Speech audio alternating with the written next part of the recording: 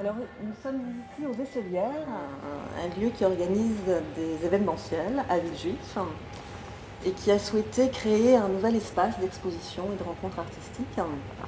Pour l'ouverture de ce nouveau lieu, le choix de la première exposition est allé vers l'auteur, photographe, poète Philippe Tagny, qui a déjà réalisé de nombreuses expositions, des publications, des éditions.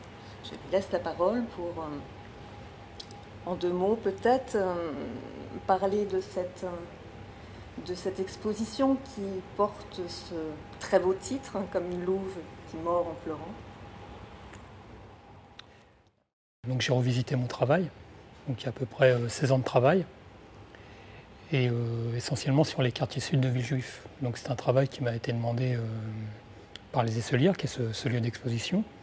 Et comme les quartiers sud sont en train d'être rénovés, puisque Villejuif c'est une ville qui est un peu coupée en deux, donc une ville avec les quartiers sud, qui sont les quartiers HLM, les quartiers populaires, et les quartiers nord qui sont un peu plus classe moyenne.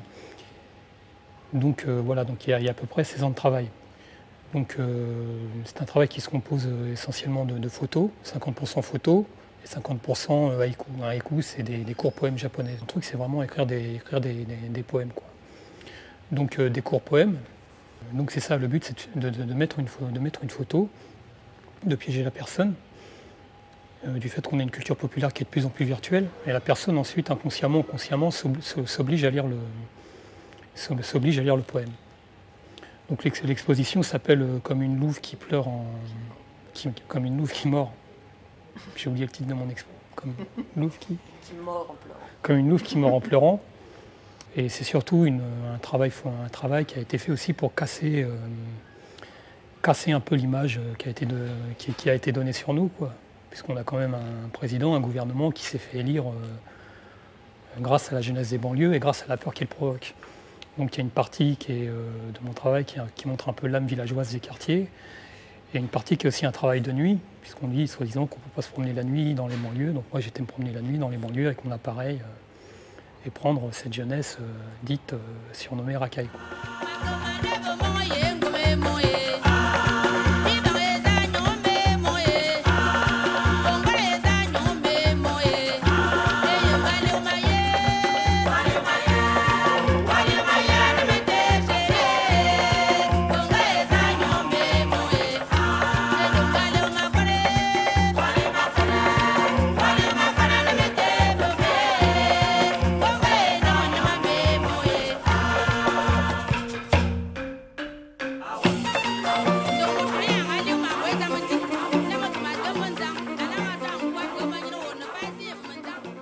Il se compose en gros en deux parties. Une partie l'âme villageoise des cités, il y a aussi l'enfance, des photos d'enfants, donc qui montrent encore une enfance qui est protégée par son insouciance, puisque maintenant on commence à entendre des discours assez surréalistes, comme quoi il y aurait des délinquants à partir de 10, 11 ans, 12 ans, 13 ans, même qu'il faudrait même les détecter à la maternelle, alors qu'en réalité ils sont protégés par l'insouciance de l'enfance. Ce qu'il faut savoir, c'est que les cités, maintenant, c'est devenu des villages.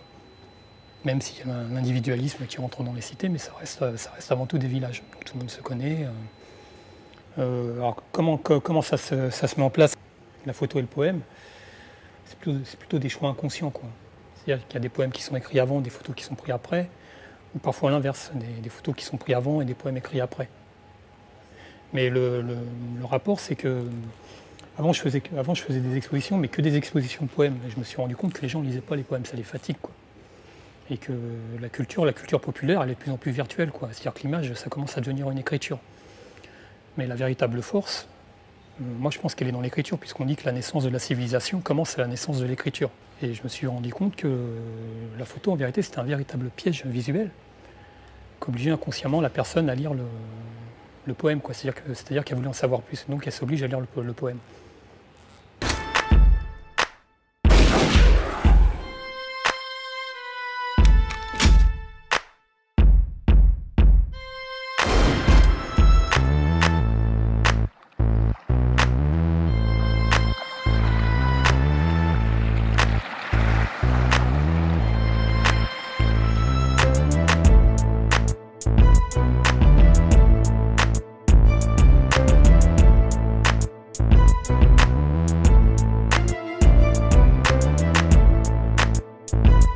Bah, disons que le haïku, pour moi, c'est le principe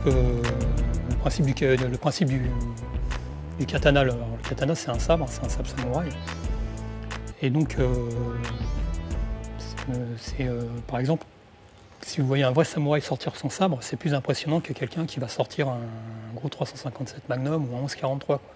Donc le principe du haïku, c'est comme un coup de poing, quoi. C'est comme un poème coup de poing. Quoi. Il y a un poème de combat qui sera considéré comme certains, comme des poèmes révolutionnaires, des poèmes comme des coups de bambou. Après, chacun interprète à sa façon. Quoi. Mais le but du haïku, du court poème, c'est pas de frapper la conscience, c'est de frapper l'inconscient, c'est de griffer l'inconscient. Quoi. Et à force d'écrire des haïkus, donc bon, finalement, ça travaille son art d'écrire, quoi. Et, on écrit vraiment plus ou moins avec son inconscient, quoi, et on apprend carrément, on devient un loup à trois pattes, une sorte de loup à trois pattes, quoi, et on apprend à griffer avec ses griffes, on apprend à griffer l'acier, quoi. Donc en gros, ma poésie, elle se compose en trois parties. Une partie sociale, parce que j'ai jamais supporté d'avoir grandi dans des cages à lapins, une partie qui est plus dans le darwinisme, et Darwin disait que le plus fort gagne, que le plus faible meurt. Et on se rend compte que finalement, même les plantes se battent pour avoir la plus belle place au soleil. Et une fois qu'on a étudié tous ces rapports de force, je pense qu'on a assez étoffé pour aller vers la métaphysique. C'est-à-dire que même en banlieue, on peut aller vers de la poésie métaphysique, dans le sens, y a-t-il un commencement, la fin est-elle sans fin, le présent a-t-il une fine lamelle.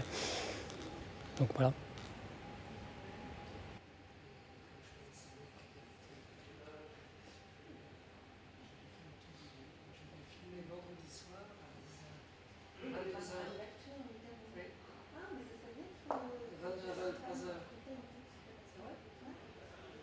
Je vais y être, je pense, à partir de 9h, préparé, avec la caméra.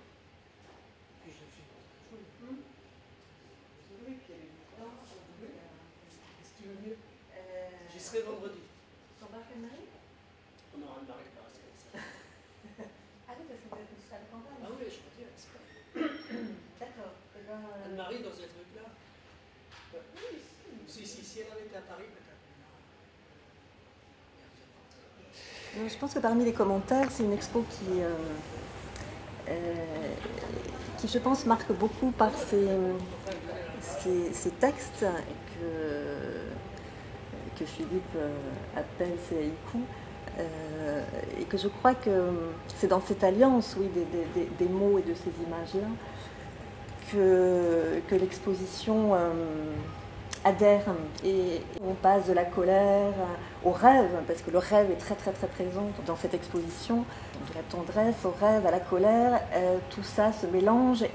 On démarre avec ce monde de l'enfance et avec ces très beaux haïkus qui viennent de ces mômes totalement inspirés du rêve, et c'est voilà, de ce rêve.